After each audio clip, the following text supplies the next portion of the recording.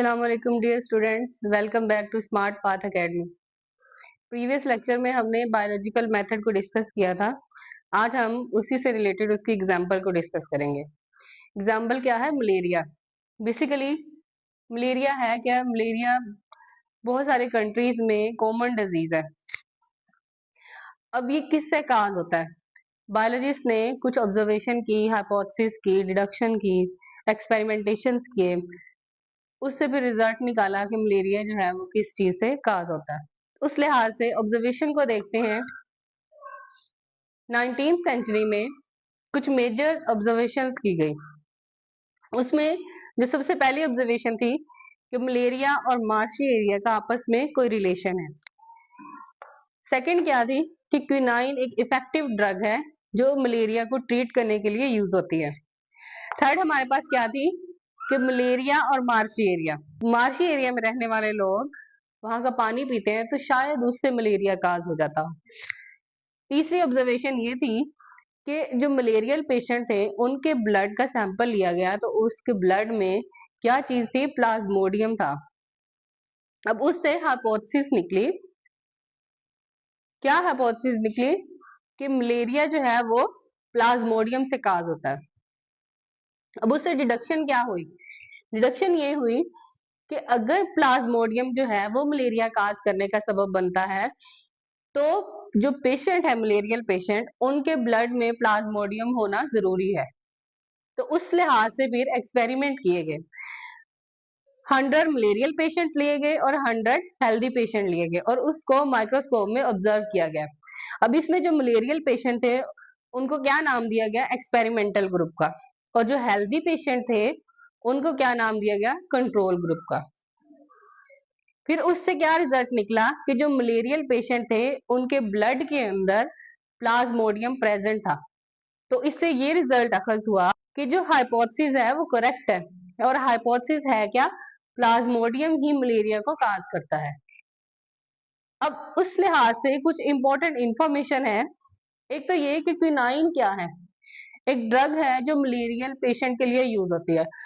17th century से 20th century तक quinine ही medicine है जो मलेरियल पेशेंट के लिए यूज की जाती है, मलेरिया को ट्रीट करने के लिए यूज की जाती है। फिर उसके बाद हम देखेंगे प्लाज्मोडियम क्या है। अब 1878 में फ्रेंच फिजिशियन ने, जिसका नाम क्या था? लेविरैन, उसने रिसर्च की। उसने क्या किया? मलेरियल पेशेंट का ब्लड सैंपल लिया और उसको माइक्रोस्कोप में ऑब्जर्व किया और उसने क्या देखा कि कुछ माइक्रो ऑर्गेनिज्म है जो ब्लड के अंदर मूव कर रहे हैं।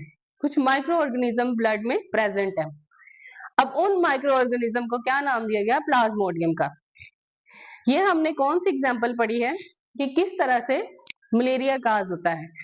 सेकंड बायोलॉजिकल मेथड है how plasmodium gets into the blood of man. अब उसकी ऑब्जर्वेशन देखते हैं। अब उसकी ऑब्जर्वेशन क्या थी कि मलेरिया जो है वो एसोसिएट करता है मार्शी एरिया के साथ। एक तो ये ऑब्जर्वेशन थी। दूसरी ऑब्जर्वेशन क्या निकली कि मार्शी एरिया में रहने वाले लोग जो पानी पीते हैं वो मलेरिया काज नहीं करता। नेक्स्ट क्वेश्चन है कि किस तरह से प्लाज्मोडियम जो है ह्यूमन बॉडी के ब्लड के अंदर ट्रांसमिट होता है। तो उसके लिए कुछ ऑब्जर्वेशन की गई। 1833 में physician Albert Freeman Africans king, इसने टोटल 20 ऑब्जर्वेशन जो थी वो की, जिसमें से कुछ जो है वो यहाँ पे प्रेजेंट है। वो क्या है कि जो लोग बाहर सोते हैं, खुली फिजा में सोते हैं, उनको मॉस्किटो, उनको मलेरिया जो है वो ज्यादा होता है एज कम्पेयर टू इंडोर। दूसरी ऑब्जर्वेशन क्या थी कि जो लोग फाइन नेट का यूज करते हैं उनमें मलेरिया के चांसेस कम है एज कम्पेयर टू अदर्स। और तीसरी ऑब्जर्वेशन क्या थी कि जो लोग स्मोकी एरिया में सोते हैं, नियर स्मोकी फायर, उनमें मलेरिया जो है वो कम होता है। अब उससे हाइपोथेसिस निकाली गई। अब हाइपोथेसिस क्या थी कि मॉस्किटो ही प्लाज्मोडियम को ट्रांसमिट करता है और जिससे मलेरिया फैलता है। अब उससे डिडक्शन क्या निकली कि अगर मॉस्किटो जो है वो इन्वॉल्व है प्लाज्मोडियम को स्प्रेड करने के लिए या मलेरिया को स्प्रेड करने के लिए, तो मॉस्किटो के अंदर प्लाज्मोडियम प्रेजेंट होना चाहिए। अब इसको देखते हुए एक्सपेरिमेंट्स किए गए। रोनाल्ड रूस ने 1880 में एक्सपेरिमेंट परफॉर्म किए, जिसमें इसने क्या किया कि एनोफ्लीज मॉस्किटो को बाइट करवाया मलेरियल पेशेंट। फिर क्या हुआ, he killed the mosquito and found Plasmodium multiplying in its stomach. Next उसने एक्सपेरिमेंट किए हेल्दी पर्सन पे। अब इसके लिए क्या है कि ह्यूमन बीइंग का यूज जो है वो करना डेंजरस था, जिसके लिए उसने स्पैरो का यूज किया। पहले उसने इन्फेक्टेड मॉस्किटो को किस पे अप्लाई किया, मलेरियल स्पैरो पे, और उसने देखा कि क्या था कि जो मॉस्किटो के अंदर प्लाज्मोडियम प्रेजेंट है वो मॉस्किटो के स्टमक के वॉल में प्रेजेंट है, और फिर उस वॉल से जो है वो सलाइवरी ग्लैंड तक आता है, और फिर वो ट्रांसमिट होता है किसमें, स्पैरो में। इस तरह से प्लाज्मोडियम जो है वो मॉस्किटो से स्पैरो में ट्रांसफर हुआ। फिर उसने यही एक्सपेरिमेंट एक हेल्दी स्पैरो में किया, और उसने ये देखा कि प्लाज्मोडियम हेल्दी स्पैरो के अंदर प्रेजेंट था, और उसको मलेरिया काज हो गया।